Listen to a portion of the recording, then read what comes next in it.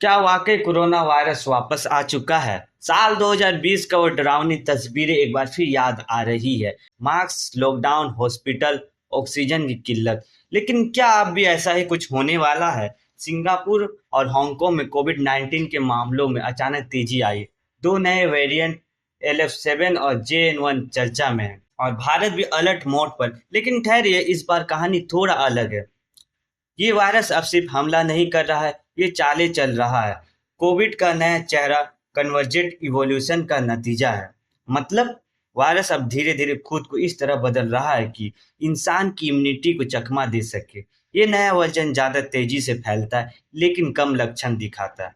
ना ज्यादा बुखार, ना सांस की दिक्कत, बस गले में खराश, हल्की खांसी और थकावट। वायरस अब मारने नहीं, बस जिंदा रहने की प्लानिंग में। डॉक्टर्स कह रहे हैं अब वायरस की स्ट्रेटजी बदल चुकी है, ज्यादा फैलो, कम दिखो। मई 2025 में सिंगापुर ने एक हफ्ते में 14,200 नए कोविड मामले दर्ज किए, जो अप्रैल के 11,100 से 28% ज्यादा है।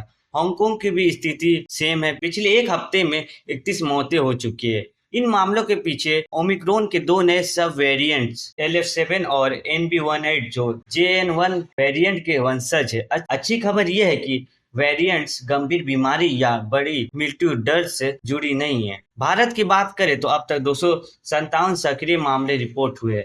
स्वास्थ्य मंत्रालय ने साफ किया है कि सारे केस हल्के हैं, ना आईसीयू ना ऑक्सीजन, और किसी को हॉस्पिटल में भर्ती तक नहीं करना पड़ा। यानी घबराने की जरूरत नहीं, लेकिन सतर्क रहने की सख्त जरूरत है। भारत सरकार और स्वास्थ्य एजेंसियों ने पैनी नजर बनाए हुए हैं। अब तक की रिपोर्ट में किसी बड़े खतरे का संकेत नहीं मिला है। बूस्टर डोज की भी अभी कोई जरूरत नहीं बताई गई, यहाँ तक कि बुजुर्गों के लिए भी नहीं। कोरोना अब वायरस से ज्यादा एक साइलेंट गेम बन चुका है। यह अब वो पुरानी वायरस नहीं है जो शरीर पर टूट पड़ता है। यह अब दिमाग से खेलता है और सबसे पहले हमारी लापरवाही पर हमला करता है। सिंगापुर और हांगकांग में यही हो रहा है। केस बढ़े हैं, लेकिन ये वेरिएंट बहुत चालाक है, लेकिन हमें उनसे ज्यादा होशियार बन मास्क, हैंड हाइजीन और हल्के लक्षण दिखते टेस्ट कराना है। यही आज की सबसे बड़ी वैक्सीन है। कोरोना की कहानी अब डर की नहीं, समझदारी की है। सरकार सजग है, सिस्टम सतर्क है। अब जिम्मेदारी हमारी है। जागरूक बनिए, अपडेट रहिए और अफवाहों से दूर रहिए। आप क्या सोचते हैं? क्या कोरोना अब हमेशा हमारे साथ रहेगा? कमेंट में जरूर बताएं। धन्यवाद।